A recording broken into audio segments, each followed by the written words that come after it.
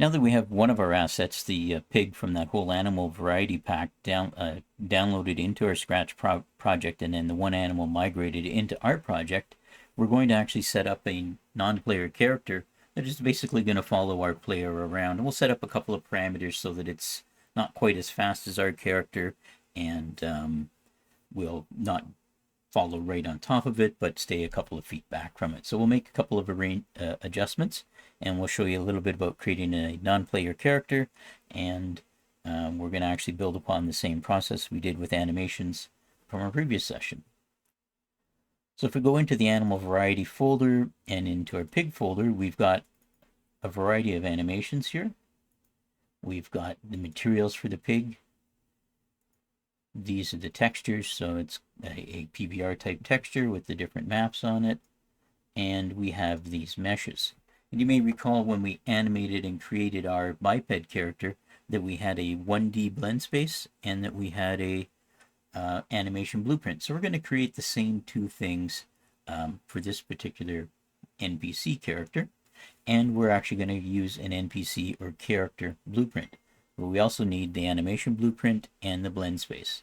So let's start with the blend space as we've done those before. So I'm just going to come up here to the pig folder. We're going to right click. We're going to go into animation. And we either have to go into legacy and pick blend space 1D here, or if we were in meshes, we could highlight the skeleton here and do a create and pick a blend space 1D. Either way, we're creating this 1D blend space. So BS 1D underscore pig. And by highlighting the pig skeleton and doing it this way, when we open the blend space 1D, it's automatically associated or already associated with the pig character.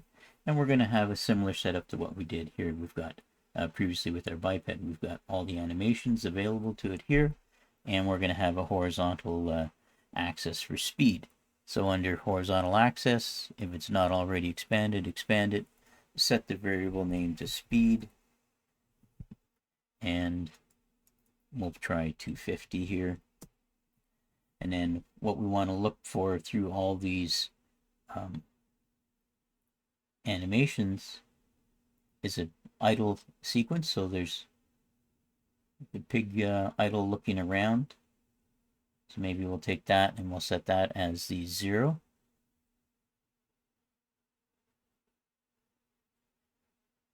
And then we want a reasonably good running one. So that's a right turn, run with a right turn, run with a left turn. There's just a running sequence. So let's put that out here at 250.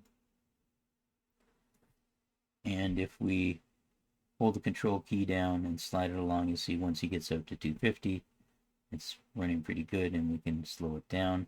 And we're going to throw a walking one in between.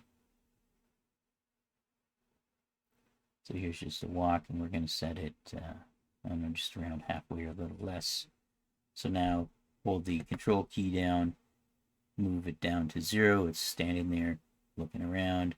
Move it out here to around 100 or so, and it's at a walk. And out here, it's at a full gallop. This is very similar to what we did with our biped character, and this is the blend space 1D that controls how the character moves from standing still to, in this case, running.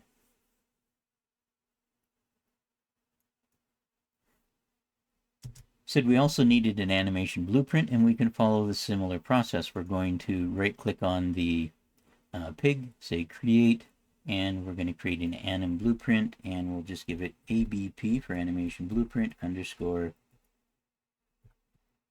pet pig.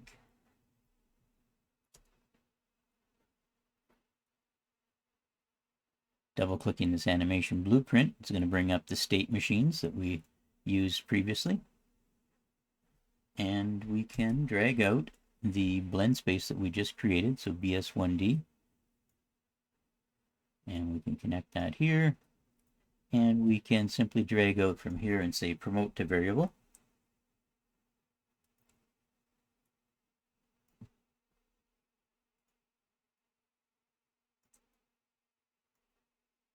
So this uses a wire called speed to control animation.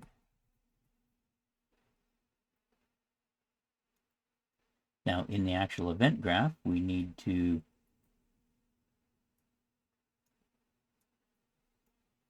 we have our speed variable here, so I'm just going to drag speed out, and we're going to do a set speed. So when we go to update the animation, it's going to do a set speed, and it's going to update it based on the get movement component. And we're going to get velocity. And we'll take the vector length of that velocity. That way it doesn't matter which direction it's traveling in, it's the length of the direction.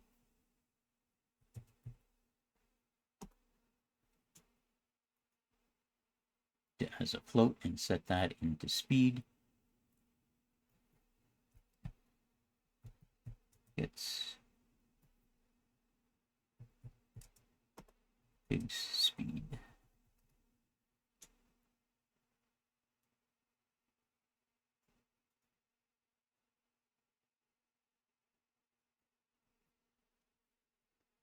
So these are the two the animation blueprint and the blend space, and we've seen these before when we did our biped character. So now the new part of it is that we're actually going to create a new type of blueprint, a character blueprint. So we're going to right click, say blueprint class, pick character, and let's call this NPC underscore pet pig.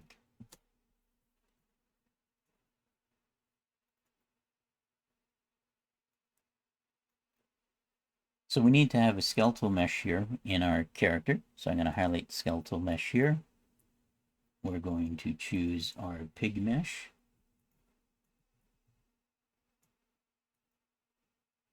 And then we need to make some adjustments here. It's at the top of the capsule and it's pointed in the wrong direction. So perspective top, and you can see there's a blue arrow here. That's the directionality arrow. We're going to rotate this pig -90 degrees. And then I'm going to view it from the right side. You can see it's at the top. So making sure the mesh is highlighted, I'm just going to drag it down.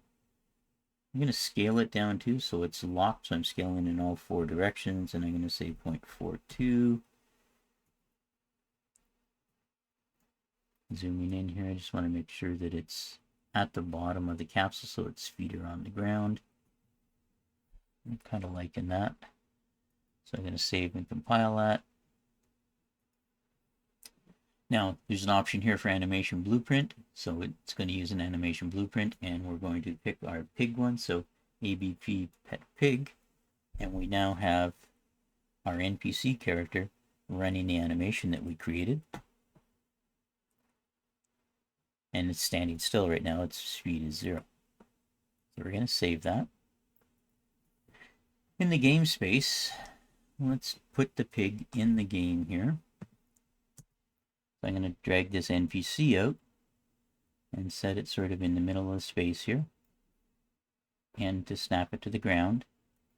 And when we play the game, we'll see that the pig is standing here, but he's not following us or doing anything, but he is animated in the standing still pose. So we need to do a couple of things to make the pig follow the main character. So this needs to be done in the event graph. This is the event graph for the NPC pet pig. And I'm going to delete these nodes. We're not going to use them. And we're going to simply use the event begin play, and we're going to create a custom follow player event. So I'm going to create a custom event. And let's call it follow player. And we're going to drag out from here and say AI move. And this is in the NPC pet pig player character, so I'm going to get a reference to itself because that's who we want the AI system to move. and we wanted to move it to the target actor will be our player character. So get player character.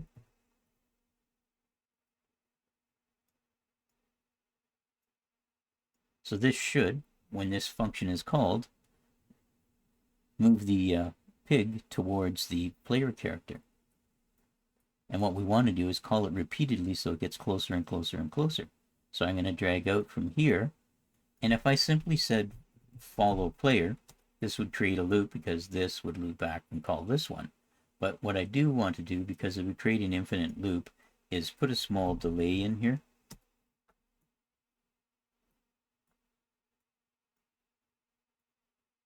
And I said whenever you're creating loops in here, I always find it just the best practice to put a bit of a delay in.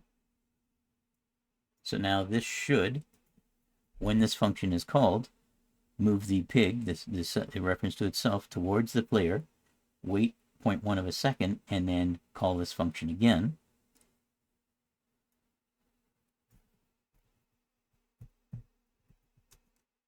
Moves pig,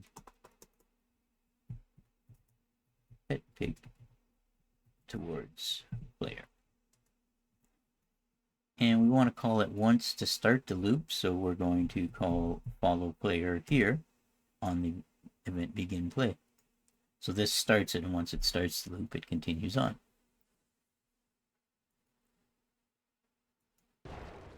And we come in here and we still see that there's still nothing happening because we haven't defined where the pig can move to. So we need to add one more component to this, and that's a nav mesh, which will tell the AI what the bounds for the pig are. So under add components here, we're going to pick volumes and pick nav mesh bounds. And I'm going to set this over near where the pig is. So I'm just going to do a top-down view. I think our pig is over here, so I'm going to move this way. And actually, if we go from wireframe to lit, we can see that that is indeed where the pig is. So I'm moving this over here. I'm going to hit end so it snaps it to the ground. And then I'm going to make sure it is not locked on the scale, and scale it, say, 20 in the x-axis, and say 30 in the y. And if we go back to a perspective view, you can see it's sitting just above the ground. I'm just going to put it down on the ground. You can just see the bottom of it is there, is hidden. Now, with this nav mesh set, if I hit the P key, I can, P for Peter, I can see the green area is wherever our AI could go. So the AI cannot go on top of the blocks that we have there because it's too high. And you can see the boundary has our height of our nav mesh is only the one unit high. So P toggles that on and off just to see that where the pig can go. So now if I turn this on and run it, we should see, as soon as I cross into the nav mesh, the pig should start coming towards me. And that's a fairly energetic pig, and it has run right up to me. So let's make a couple of adjustments. Let's slow the pig down a little bit, and let's give him a little more space. So with the character movement in the NPC highlighted, you can see the acceleration here is 2048.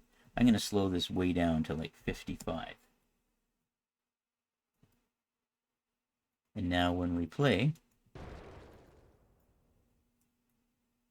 you see the pig comes at a much more leisurely pace. But he still comes right up to us.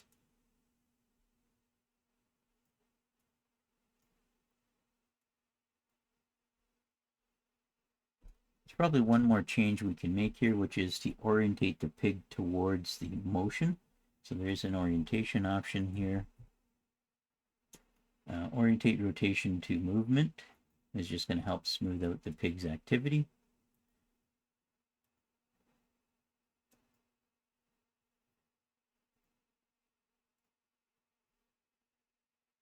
And we need one more, which is the distance.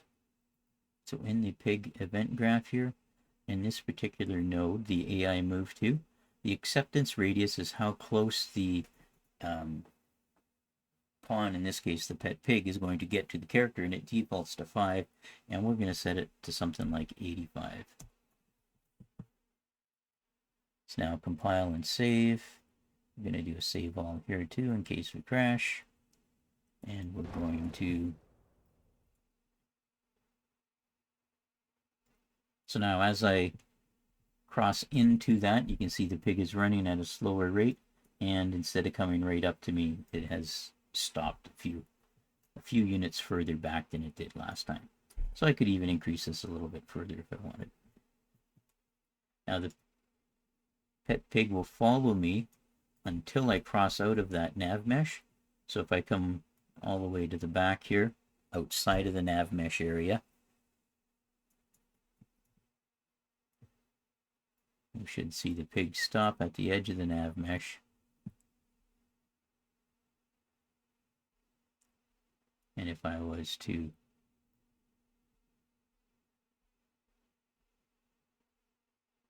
so now we're